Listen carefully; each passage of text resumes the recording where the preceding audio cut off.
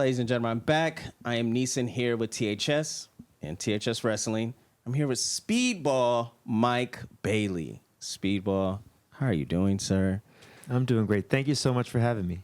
It's really a pleasure to talk to you. I've been watching you since PWG. But the first question I have to get off that's stuck in the back of my head is, how many times have you asked Tony Khan to give you Brass Monkey? 0. Really? Honestly, 0. Honestly. So, okay, there are many layers to this. Mm-hmm. So number one is Mikey Ruckus, Ultima 84. Mm-hmm. He absolutely crushed it. It was one of those scenarios where it was like, sent me a DM and was like, hey, I know what this is meant to sound like. Mm-hmm. And I was like, great. We didn't even talk about it. And then he put it out and I was like, this is exactly what my theme song should be. Mm-hmm. And he just nailed it. And then the other side of it is that I know for a fact that the Beastie Boys are extremely litigious. Yes. So the rights to Brass Monkey, yes, they cost a lot of money. Yes. And so the reason I'm here for AEW, but also I had a documentary premiere, right? Yes. Keep It Kayfabe, made by Overlay Films. Great stuff. Follows me for 3 days where I did 11 matches in 2023 in Los Angeles. Mm-hmm. And Brass Monkey by the Beastie Boys is such a big part of that film, which was my theme song in independent wrestling, right? But it plays throughout that film a lot, of course. It's 11 matches, and it's a big part of the movie with the tempo, with the audience, and it's great.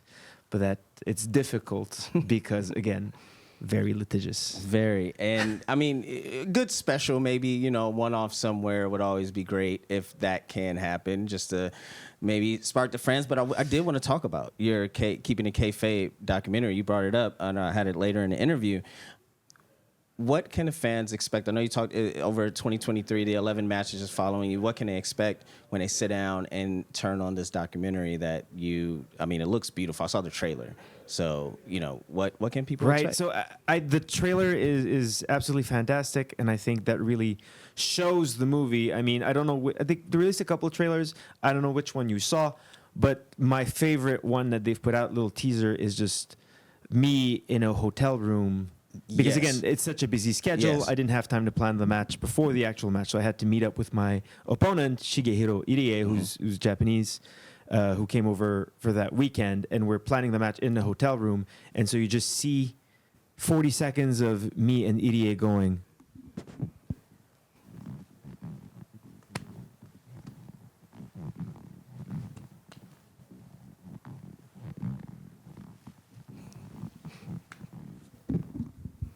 good. And if you don't know professional wrestling, or if you don't know that side of professional wrestling at all, it's just looks completely strange, feels completely new, which is what I love about the film, is that both directors, right, Michael and Christian, Michael Priestley is a huge wrestling fan, came up with the idea, really wanted to do something about pro wrestling, but Christian knew nothing of professional wrestling. So you really get both sides of it in the documentary. You get an introduction to professional wrestling as a whole, but you also get an introduction to a side of professional wrestling that has never been portrayed in media, right? Historically, all the documentaries, shoot interviews, portray professional wrestling as like dark, violent, and sad. Yes. And it every time I see like a pro wrestling documentary, I always come out of it being like, man, pro wrestling looks terrible. I don't know why anyone would want to do this or be a fan of it, but Keep It Kayfabe, really, and again, this is the most shocking part. When I watched it at the premiere, I was like, man, I'm on screen smiling the entire time, just happy because I'm doing what I love. I'm creating with other passionate artists, and we're making something that brings us and the audience tremendous joy. And it goes deep into how we do that, the creative process that goes behind professional wrestling. And that is something that you just do not see with pro wrestling in media. So just even in that demonstration, in that trailer that you're talking about, I've seen it, it's like interpretive dance. It's like watching a beautiful dance, right? And someone that has seen both sides of professional wrestling, but if someone doesn't, that's what I feel like they would see. They would see these two guys basically doing some sort of interpretive dance and then checking to make sure we're good, and it would click on from there. So that means, wrestling is a dance. You, from PWG, Bola, having matches with Drew Galloway, perfect dance partner. Pac, perfect dance partner. Mustafa Ali, perfect dance partner. Have you felt that in AEW yet? Do you feel like you found that perfect dance partner? I mean, you had an amazing match with Beast. I can say his name wrong. Mortos. Yeah. You had an amazing match with him, right? Have you felt like you found that dance partner in AEW? I mean, yes and no. It was strange because when I joined AEW, right, even my first show there, I felt at home. Mm-hmm. This felt like exactly what I wanted it to be. I know and have worked with most of the performers before even going there. I mean, I think probably my greatest opponents right now are Takeshita and Will Ospreay, and I've had excellent matches with both of them outside of AEW.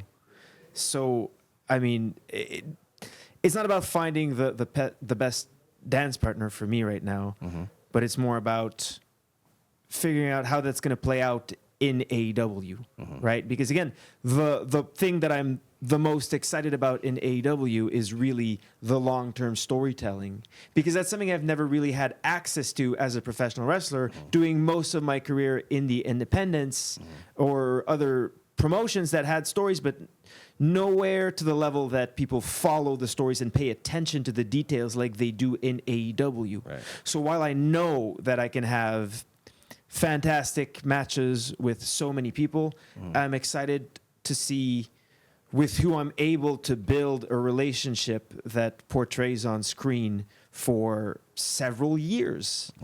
And I think I'm starting to develop that with Ricochet.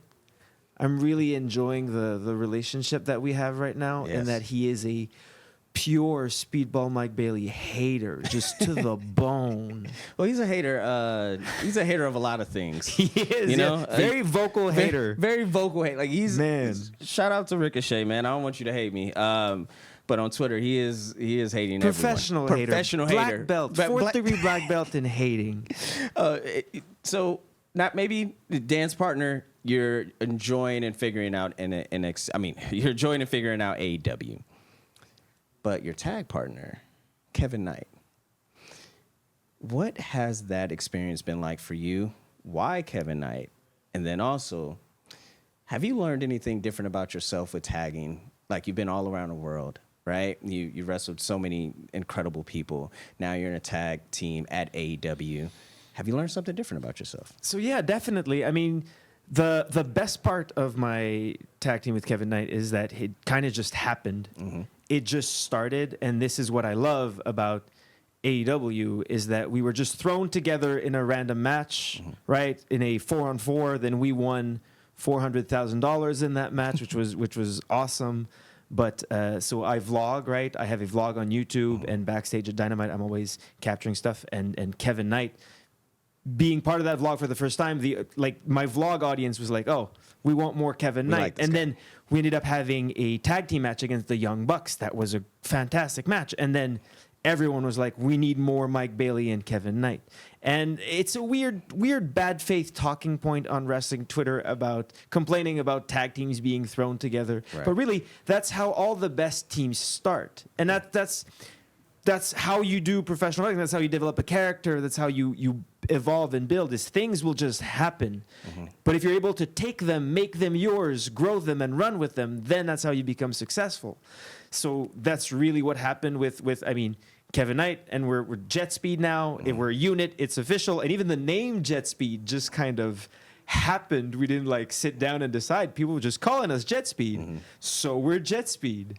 And I think Kevin is someone who, much like myself, has spent time going back and forth between different countries and is really good at adapting to different contexts for professional wrestling. Of course, Kevin has spent his formative years in New Japan Pro Wrestling, where things are very different than AEW. And learning to go back and forth and adapt and readapt really takes a specific skill, and Kevin has that. And I think everyone knows it, everyone sees it. Kevin Knight he's a fucking star. Yes. And my hope is that we win the tag team championship sooner rather than later, and then a couple years from now, it'll be a race between him and me for the world championship. I love this. I love this arc. I've got it all laid out. Love this Got it arc all already laid building. My last question is just going to be, you said recently on the close up with Renee, you said wrestling is a spectrum between Japan and Mexico,